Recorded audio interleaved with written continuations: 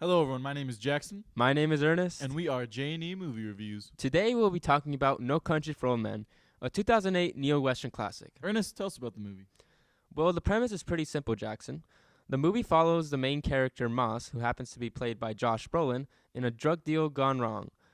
Josh Brolin, in this movie, finds $2 million in a lot that of drug- money. Yeah, that is true, at the drug deal, and then takes the money. The cartel then happens to hire a bounty hunter by the name Anton Chigurh, in which then he hunts down Josh Brolin. That's pretty much the premise of the movie. Yeah. What did you think about it?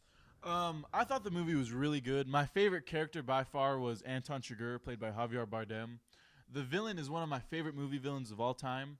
The way they go in about his moralities and his character and his sense of right and wrong is all dependent on a coin. He carries around a quarter with him at all times, and he makes the person he's about to kill choose heads or tails. Whether they're right or wrong is whether that decides life or death for them.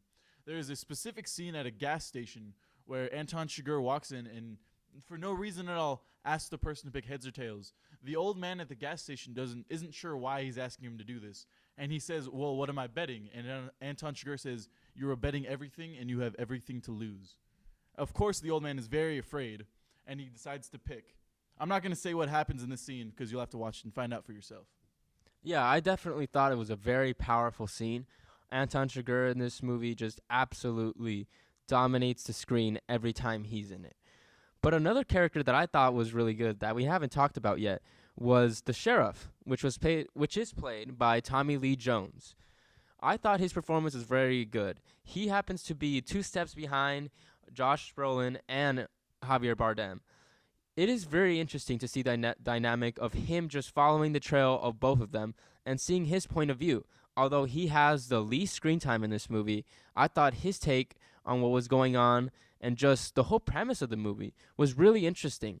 And I think that if you watch carefully and listen to what he has to say, you really understand what's going on in this movie. I agree completely with what you said, yes. Tommy Lee Jones had a really cool role.